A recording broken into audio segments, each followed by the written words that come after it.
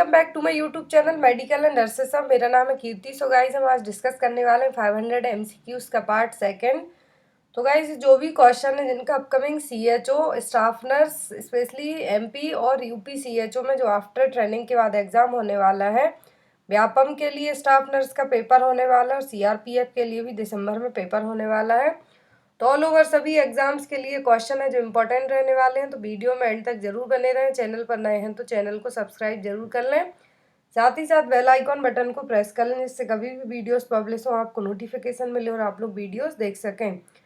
तो यहाँ पर मैंने लास्ट वीडियो में एक क्वेश्चन आप लोगों के लिए भी दिया था कि पार्टोग्राफ की खोज किसने की थी। तो उसका सही आंसर है फिलपोर्ट, जो कि 1970 में पार्टोग्राफ के फाउंडर माने गए हैं। कौन? Doctor RH फिलपोर्ट। सो आज के क्वेश्चन हम यहाँ पे स्टार्ट करते हैं। तो जो भी क्वेश्चन है बहुत ही इंपॉर्टेंट क्वेश्चन है, तो वीडियो को एंड तक जरूर देखें। और जीके के लिए मेरा सेकंड चैनल है, आप उसको भी प्रेफर कर सकते हैं, क्योंकि वहाँ पर जीके से रिलेट करते हुए जो अच्छे और मोस्ट इम्पॉर्टेंट क्वेश्चन होते हैं वो मैं आपको प्रोवाइड कराती हूँ। तो यहाँ पर क्वेश्चन नंबर फर्स्ट है, drug kit B is given at. Drug kit B कहाँ पर दी जाती है? PSC, CSC, सब सेंटर या फिर FRU, that means first referral unit. तो ड्रग किट आपने पढ़ा होगा, ये क्वेश्चन कई बार एग्जाम में आया है। ड्रग किट A और किट B ये दोनों कहाँ पर दी जाती हैं? सब सेंटर में। और कभी कभी आपको एग्जाम में ये भी पूछा जा सकता है, यहाँ पर ये देखिए किट A और किट B दी हुई है जो दोनों सब सेंटर में दी जाती हैं। तो ड्रग किट A का कंटेंट पूछा जा सकता है आपसे, या फिर किट B का, या फिर एक्सेप्ट करके क्वेश्चन ऐसे भी आपको आ सकता है। तो आपको दोनों किट्स हैं जो सब सेंटर में प्रोवाइड की जाती हैं पता होना चाहिए। तो किट A का कंटेंट क्या क्या है? ORS powder, iron folic acid tablets large and small, iron folic acid syrup, folic acid tablet, cotrimoxazole जो पीडियाट्रिक टैबलेट है, zinc tablet, vitamin A syrup और GV क्रिस्टल। तो यहाँ पर टोटल 9 कंटेंट किसमें है? किट A में। सेकेंड हम बात करते हैं किट B में क्या प्रेजेंट होता है। तो इसमें methyl ergometrine tablet, methyl ergometrine injection, paracetamol tablet, albendazole tablet, dicyclomine tablet, chloramphenicol eye ointment, povidone iodine ointment, cotton bandage और एब्जॉर्बेंट कॉटन। तो दोनों किट का कंटेंट आपको पता होना चाहिए, आपसे एग्जाम में कंटेंट भी पूछा जा सकता है। तो दोनों चीज़ें आपको अच्छे से याद होना चाहिए। ज़रूरी नहीं कि डायरेक्ट पूछें कि सब सेंटर में कौन सी किट दी जाती है या फिर किट A में क्या रहेगा। तो दोनों किट का कंटेंट और कौन सी किट कहाँ पर दी जाती है, दोनों चीज़ें आपको क्लियर होना चाहिए। Next question, international AIDS day is observed on every year. तो जो इंटरनेशनल डेज हैं, चाहे वो इंटरनेशनल योगा डे हो या फिर नेशनल यूथ डे और इंटरनेशनल यूथ डे, या फिर जो वर्ल्ड हेल्थ डे, जो बेसिक क्वेश्चन है इंटरनेशनल नेशनल डेज को लेके, ये आपसे एग्जाम में पूछे जा सकते हैं। तो यहाँ पर क्वेश्चन है, इंटरनेशनल एड्स डे कब मनाते हैं हम हर साल? ऑप्शन है 1 मई, 11 अप्रैल, 7 अप्रैल और 1 दिसंबर। तो हम हर साल इंटरनेशनल एड्स डे कब सेलिब्रेट करते हैं? 1 दिसंबर को। तो ये आपको याद रखना है। Next is, who is the chairman of health survey and planning committee. तो जो कमिटीज हमने पढ़ी हैं कम्युनिटी हेल्थ नर्सिंग में, तो उसमें से एक क्वेश्चन है कि health planning and survey committee के चेयरमैन कौन है। ऑप्शन है AL Mudaliar, MS Chadha, AK Mukherjee और जोसेफ बोर। तो health survey and planning committee के चेयरमैन हैं कौन? AL Mudaliar. Next is, principle of health education include all except. तो हेल्थ एजुकेशन के सभी प्रिंसिपल हैं किसी एक को छोड़कर। ऑप्शन है पार्टिसिपेशन, मोटिवेशन, पनिशमेंट और रीइंफोर्समेंट। तो हेल्थ एजुकेशन के प्रिंसिपल में ना हम किसी को पनिश करेंगे, ना ही किसी को कुछ ऐसा बोल सकते हैं, बट उनको मोटिवेट कर सकते हैं, पार्टिसिपेट कर सकते हैं हेल्थ एजुकेशन प्रोग्राम में। तो यहाँ पर इसका आंसर क्या होगा? C, punishment. पनिशमेंट क्या? हेल्थ एजुकेशन का प्रिंसिपल नहीं है। Next is, census is conducted in every year in India. तो भारत में हर साल सेंसस हर कितने सालों के बाद कंडक्ट किया जाता है? ऑप्शन है 25 ईयर, 15 ईयर, 10 ईयर और 20 ईयर। तो यहाँ पर सेंसस है जो इंडिया में हर 10 साल में कंडक्ट किया जाता है। लास्ट हुआ था 2011 में और इस बार का होगा 2021 में। और सबसे पहले कब कंडक्ट हुआ था? वो भी आपको याद रखना है। तो आज के लिए आपको यही क्वेश्चन है कि फर्स्ट सेंसस इंडिया में, कंप्लीट फर्स्ट सेंसस कब कंडक्ट करवाया गया था। Next is Asha is recruited under. तो जो आशा है एक्रीडिटेड सोशल हेल्थ एक्टिविस्ट, इसका फुल फॉर्म भी आपसे एग्जाम में पूछा जा सकता है। तो आशा है जो किसके अंडर में रिक्रूट की जाती हैं, NRHM, national urban health mission, ICDS, integrated child development schemes और विलेज हेल्थ सिस्टम। तो आशा वर्कर हैं जो किस प्रोग्राम के तहत रिक्रूट की जाती हैं, तो ये रिक्रूट की जाती हैं नेशनल रूरल हेल्थ मिशन के तहत। Next is the most common side effect of IUD insertion is. तो इंट्रायूट्राइन डिवाइस इंसर्ट करने का मोस्ट कॉमन साइड इफेक्ट क्या है। ऑप्शन है पेन, ब्लीडिंग, पेल्विक इन्फेक्शन और एक्टोपिक प्रेगनेंसी। पेन, ब्लीडिंग और पेल्विक इन्फेक्शन हो सकते हैं, बट मोस्टली जो कॉमन साइड इफेक्ट है वो क्या है, हेमरेज और ब्लीडिंग। जो मेंस्ट्रुअल पीरियड्स में क्या होगा, हैवी ब्लीडिंग होगी या फिर बिना टाइम के पीरियड्स आएंगे, डिस्पेनरिया की कंडीशन होगी। तो ये सभी चीज़ें देखने को मिलती हैं आईयूडी इंसर्शन के बाद। तो यहाँ पर इसका सही आंसर क्या होगा, बी। ब्लीडिंग क्या है, कॉमन प्रॉब्लम है इसके आईयूडी इंसर्शन के बाद।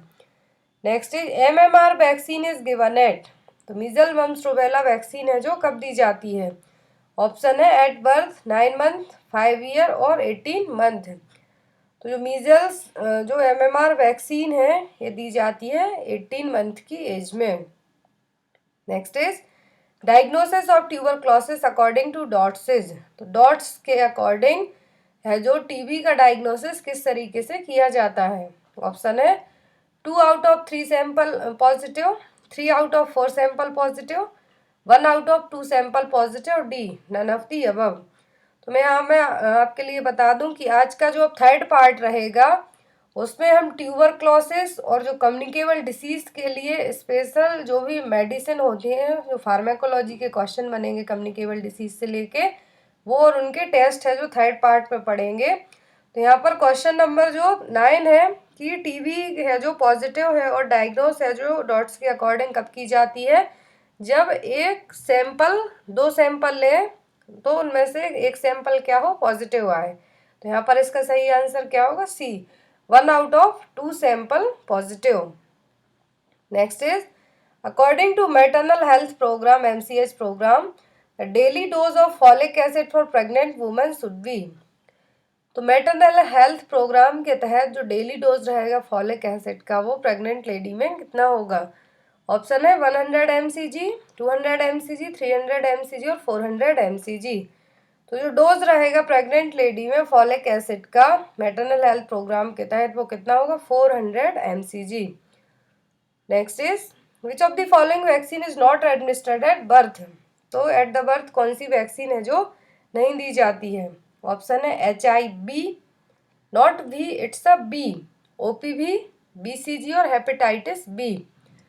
तो जो वैक्सीन है OPV, BCG और हेपेटाइटिस बी, तीनों एट द बर्थ दी जाने वाली वैक्सीन है, बट HIV है जो एट द बर्थ नहीं दी जाती।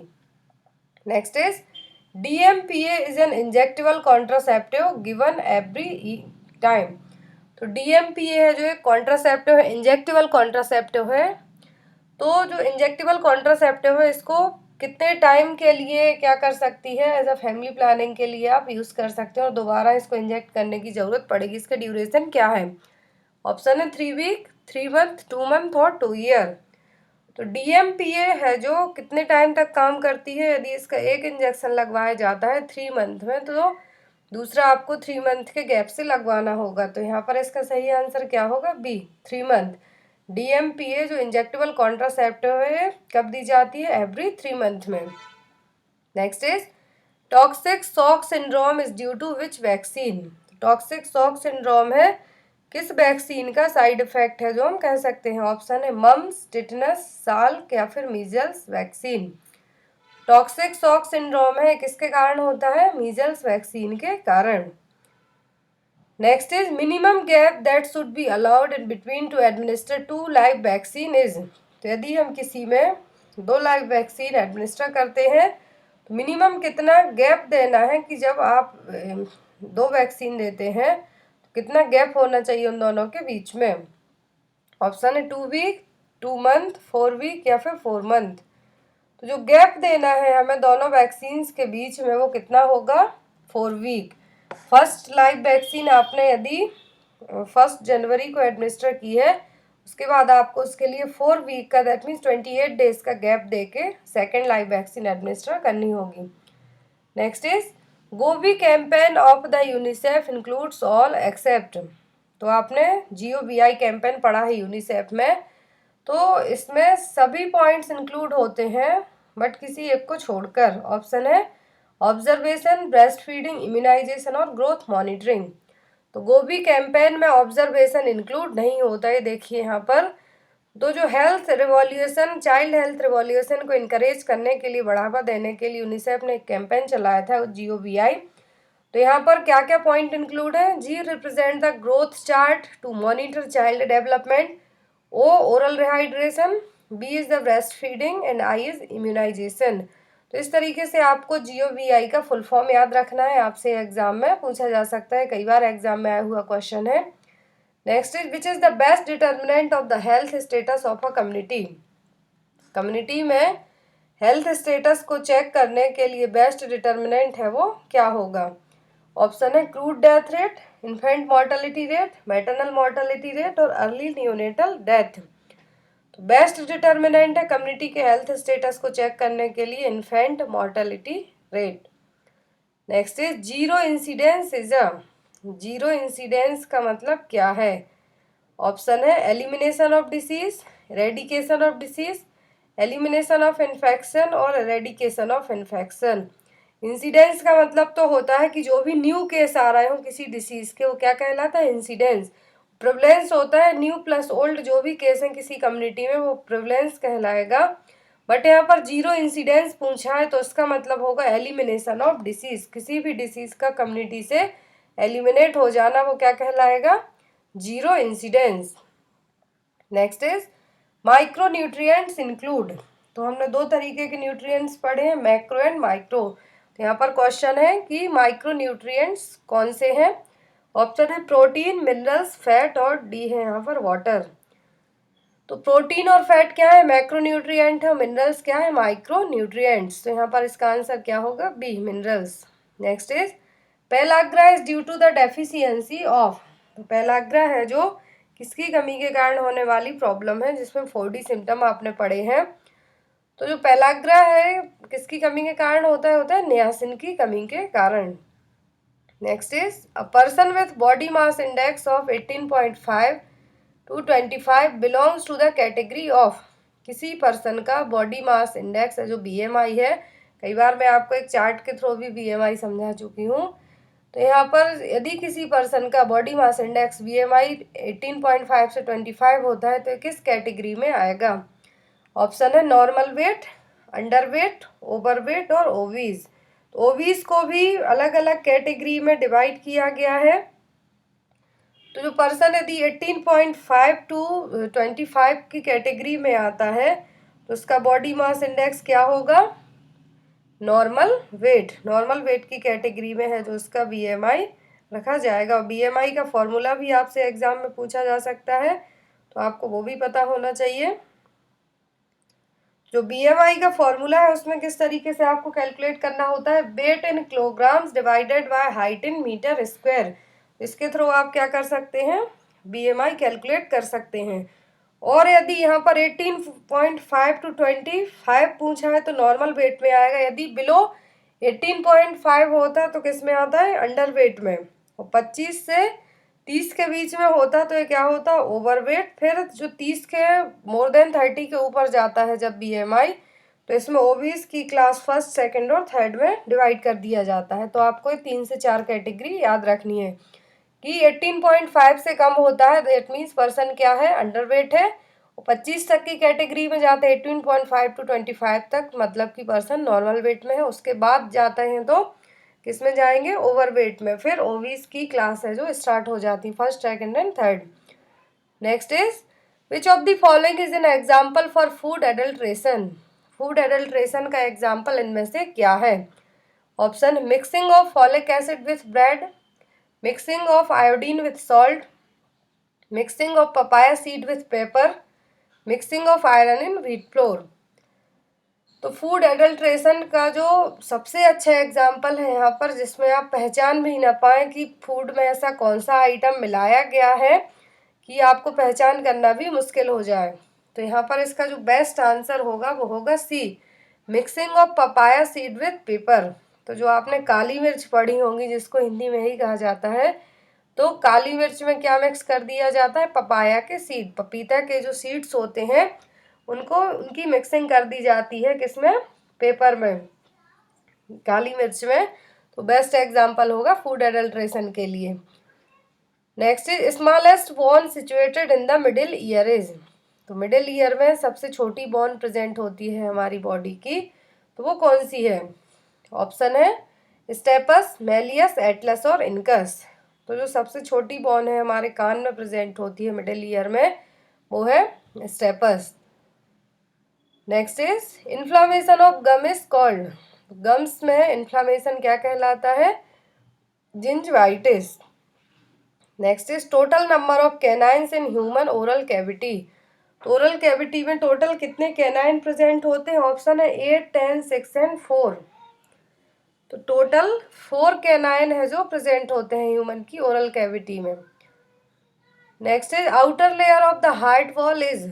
तो हार्ट की 3 वॉल्स होती हैं, तो सबसे बाहरी लेयर कौन सी है? आउटर लेयर क्या है? ऑप्शन है मायोकार्डियम, पेरिकॉन्ड्रियम, पेरिकार्डियम और पेरिओस्टियम। ओस्टियम तो किससे रिलेट करता है? हड्डियों से। तो यहाँ पर आउटर लेयर क्या होगी? पेरिकार्डियम। 3 लेयर्स होती हैं हार्ट की। आउटर लेयर क्या है? एपिकार्डियम और pericardium. Middle is myocardium and inner layer is endocardium.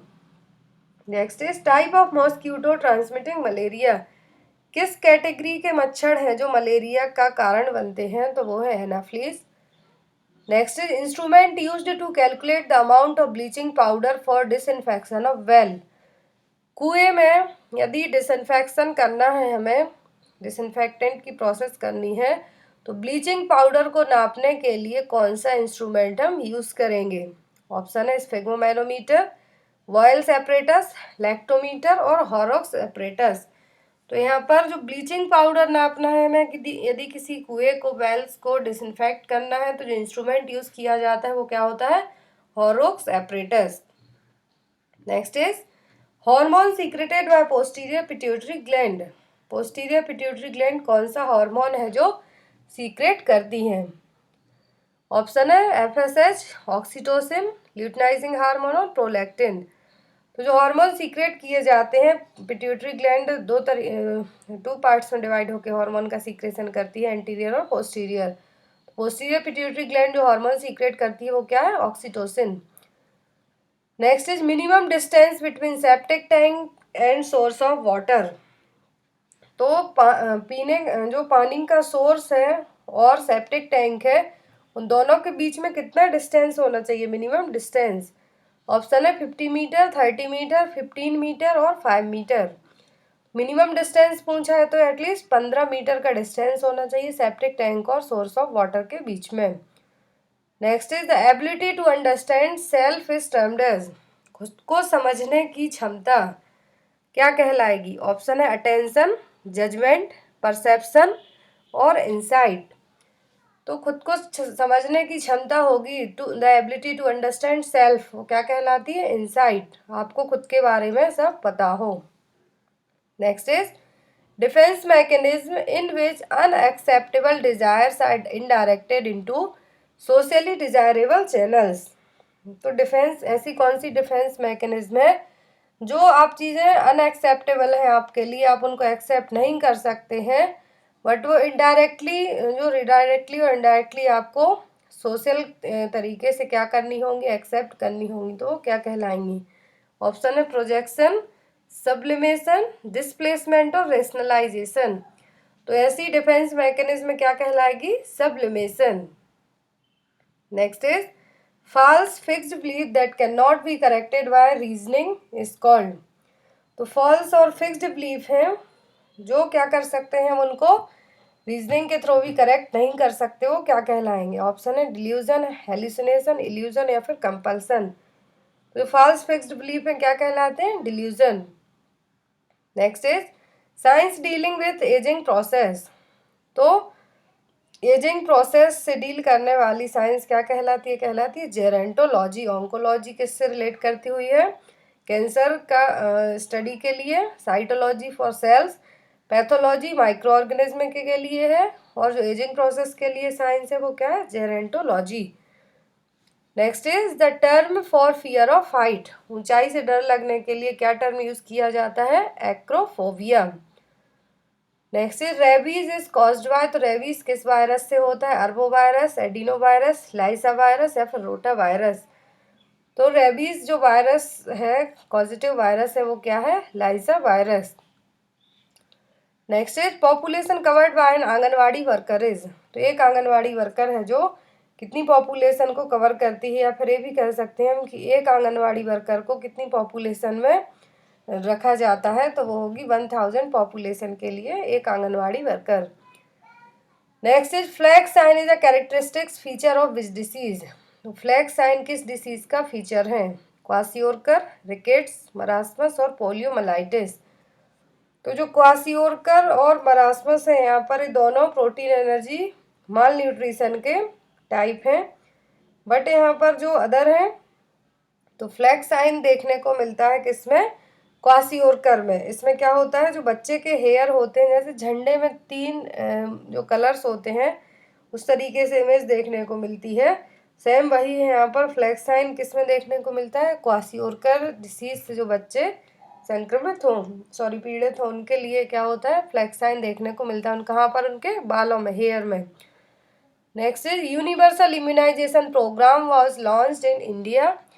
तो यूनिवर्सल इम्यूनाइजेशन प्रोग्राम इंडिया में कब लॉन्च किया गया था? ऑप्शन है 1975, 1980, 1985 और 1990। तो यूनिवर्सल इम्यूनाइजेशन प्रोग्राम लॉन्च किया गया था इंडिया में 1985 में, 1985 में। Next is under vitamin A prophylaxis program children between 1 to 6 year age are given. तो विटामिन ए प्रोफाइलैक्सिस प्रोग्राम के तहत जो बच्चे 1 से 6 साल की एज के हैं, तो उनमें विटामिन ए का कितना डोज दिया जाएगा? तो डोज दिया जाता है 2 लाख आयु of vitamin A. Next is 7 vaccine is given for the prevention of. तो आपने साल के 7 वैक्सीन पढ़ी होगी। तो 7 वैक्सीन किसके प्रिवेंशन के लिए दी जाती है? मीजल्स, टाइफॉइड फीवर, पोलियोमाइलाइटिस या फिर डिप्थीरिया। तो साल को 7 वैक्सीन किसके लिए दी जाती हैं? पोलियो के लिए। तो यहाँ पर इसका आंसर क्या होगा? सी, poliomyelitis. Next is 1 sub centre is for population of. एक सब सेंटर कितनी पॉपुलेशन के लिए होता है? यहाँ पर डायरेक्ट क्वेश्चन ना तो हिली ट्राइबल पूछा है और ना ही प्लेन पूछा है। तो अकॉर्डिंग टू ऑप्शन के हम जाएंगे तो इसका सही आंसर क्या होगा? बी, 5000। प्लेन एरिया में 5000 और हिलियो ट्राइबल एरिया में 3000। Next is the most appropriate time to collect sputum specimen from a patient is. तो स्पुटम कलेक्ट करने के लिए किसी पेशेंट से मोस्ट अप्रोप्रिएट टाइम है जो क्या होगा? Before meals, after meals, early morning और डी है यहाँ पर एट बेड टाइम। तो स्पुटम कलेक्ट करने के लिए जो मोस्ट अप्रोप्रिएट टाइम होगा वो होगा early morning. Next is immunity transfer to fetus from the mother through the placenta is. Fetus में जो इम्यूनिटी ट्रांसफर होती है मदर से फीटस के लिए बाय द प्लेसेंटा, तो किस कैटेगरी की इम्यूनिटी है? ऑप्शन है active natural immunity, active artificial immunity, passive natural immunity और पैसिव आर्टिफिशियल इम्यूनिटी। तो इम्यूनिटी कहलाएगी कैसी? Passive natural immunity. Next is the simplest method of prevent cross infection is. Cross infection को prevent करने के लिए सबसे सिंपल मेथड क्या है? ऑप्शन है डिसइंफेक्शन, स्टरलाइजेशन, हैंड वॉशिंग और फ्यूमिगेशन। जो मोस्टली यूज की जाने वाली सिंपलेस्ट मेथड है क्रॉस इन्फेक्शन को प्रिवेंट करने के लिए, तो वो हैंड वॉशिंग। बिफोर प्रोसीजर और आफ्टर प्रोसीजर आपको हैंड वॉश करने होंगे। नेक्स्ट है immunization is a method of. Immunization किस तरीके की मेथड है? प्राइमरी प्रिवेंशन, सेकेंडरी, टर्सरी या फिर बैरियर प्रिवेंशन। तो इम्यूनाइजेशन किसी डिसीज से होने के पहले ही जो हम वैक्सीनेशन करवा देते हैं, तो किस कैटेगरी का प्रिवेंशन कहलाएगा? Primary prevention. Next is pap smear examination is done to diagnose. तो पेप स्मीयर एग्जामिनेशन है जो किसके लिए किया जाता है? सर्वाइकल कैंसर के लिए, सर्विक्स कैंसर के लिए। Next is route of administration of measles vaccine is. Measles जो मीजल्स वैक्सीन का रूट है वो क्या होगा, तो वो होता है subcutaneous route. Next is which of the following is a live vaccine. तो लाइव वैक्सीन कौन सी है इनमें से, ऑप्शन है टीटी, डीपीटी, बीसीजी और डीटी। लाइव वैक्सीन है इनमें से BCG vaccine. Next is constant presence of a disease with in a geographic area. किसी डिसीज का एक पर्टिकुलर एरिया में प्रेजेंट होना क्या कहलाएगा, एंडेमिक, एपिडेमिक, पेंडेमिक या फिर आउटब्रेक। तो यहाँ पर ये कहलाएगा एंडेमिक। किसी एक पर्टिकुलर एरिया में है, कांस्टेंट है, कहीं फैल नहीं रही है, तो वो क्या होगी, एंडेमिक। नेक्स्ट और last question, a person who harbours pathogenic organism without showing the manifestation of the disease. ऐसा व्यक्ति जो किसी पैथोजेनिक ऑर्गेनिज्म का हर्बोरस है, मतलब कि वो पैथोजेनिक ऑर्गेनिज्म उसमें प्रेजेंट है बट उसमें डिसीज के कोई भी सिम्टम्स हैं जो शो नहीं हो रहे हैं, तो वो क्या कहलाएगा। ऑप्शन है एजेंट, होस्ट, करियर और पेशेंट। तो इस तरीके का पर्सन क्या कहलाएगा, पेशेंट। सो गाइस ये थे टोटल 50 क्वेश्चन।